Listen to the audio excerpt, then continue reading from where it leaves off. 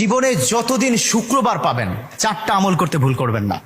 আজকে শুক্রবার না, আমি জানি না 4টা আমল করেছেন কিনা বা করছেন কিনা, আপনারা মিলিয়ে নেবেন। যদি 4টা আমল আজকে না করে থাকেন, আজকে থেকে জীবনে যতদিন শুক্রবার পাবেন 4টি আমল করতে ভুল করবেন না। পারবো তো ইনশাআল্লাহ? ইনশাআল্লাহ। 1, দুরূদ পড়া। আমার বিশ্বনবী দুরূদ সম্পর্কে কত অসাধারণ কথা বলেছেন।